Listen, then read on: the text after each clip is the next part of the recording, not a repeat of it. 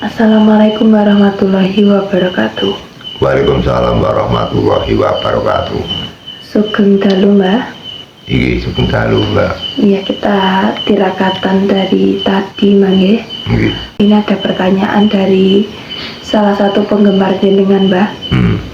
Yang mana dia juga memiliki problematika, yaitu memiliki tanah seluas 5 hektar, yang mana juga sudah sekitar 4 hampir 5 tahun ini dijual tapi tidak laku-laku.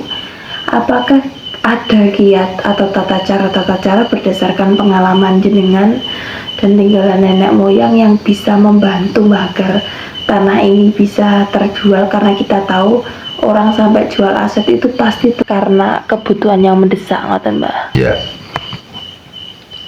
Tata cara dan kiat-kiat usaha manusia, terutama nenek moyang kita, semua terlintas daripada doa-doa, baik mantra atau permohonan kepada Sang Pencipta Alam. Jika manusia tidak punya kapasitas atau tidak punya kuasa memastikan hal ini akan bisa dikabulkan segala permohonan manusia.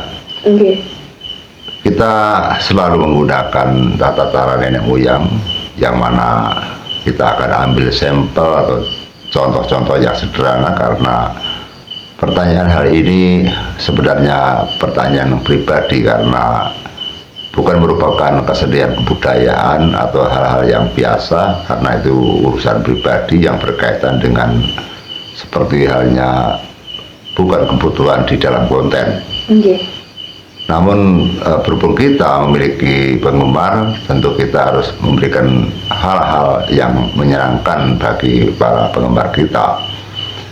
Banyak sekali tata cara nenek moyang kita atau usaha doa-doa dari nenek moyang kita yang kadang-kala aneh dan tidak masuk akal, namun juga banyak sekali yang mereka menjalankan punya keberhasilan. Sehingga nenek moyang kita tidak hanya mengandalkan doa saja, mereka juga menggunakan tradisi-tradisi yang berkaitan dengan lambang-lambang. Seperti halnya ada dari nenek moyang kita atau mbak saya sendiri, apabila dimintai tolong untuk menyelesaikan tentang penjualan tanah, hanya menggunakan cok bakal 5, yang mana 5 itu ditanam di tengah satu, yang 4 ditanam setiap pojokan. Dan di situ setiap cok bakal pasti ada telurnya, dan telurnya itu ditulisi dengan spidol berwarna hitam, yang intinya tulisan itu minta supaya dikabulkan tentang tanah itu bisa laku.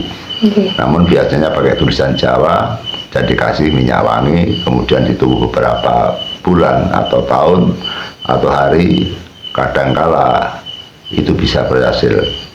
Ada juga yang menggunakan tata cara telur angsa, telur banyak, biasanya yang sudah kopior atau yang sudah melekeren atau dapat dikatakan telur yang tidak bisa menetas. Telur-telur itu juga ditulisi berbagai kebutuhannya, ditulis dengan permohonannya, juga biasanya juga dipakai untuk tulisan-tulisan aksara Jawa, yang mana bahwa aksara Jawa itu juga punya nilai-nilai luhur, Mbak. Mbak. Dengan cara itu pun juga ada yang berhasil, termasuk kegiatan nenek moyang kita juga pernah memberi pertolongan orang atau anak buahnya atau siswanya, dan ada yang berhasil. Ada pula yang menggunakan tata cara, yaitu telur ayam atau angsa, itu sebanyak 5 juga. Kemudian dicarikan bambu kuning, kemudian diambil sekitar 15 atau 10 cm, kemudian 5 ruas bambu kuning itu dikasih, yaitu telur satu, dan telur tadi juga sama ditulisi dengan kebutuhan orang itu, atau diberikan kalimat, yaitu saya ingin tanah ini bisa laku cepat.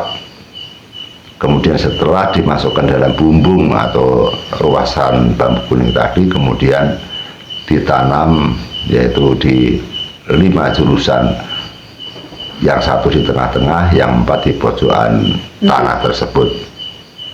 Dan banyak sekali lambang-lambang yang mana berkaitan dengan adat tradisi itu. Kadangkala ada juga yang tanpa mantra, tanpa siapa, tanpa tulisan, hanya melaksanakan teknis-teknis teori saja, juga ada yang diberkahi Tuhan dan dikabulkan oleh Tuhan.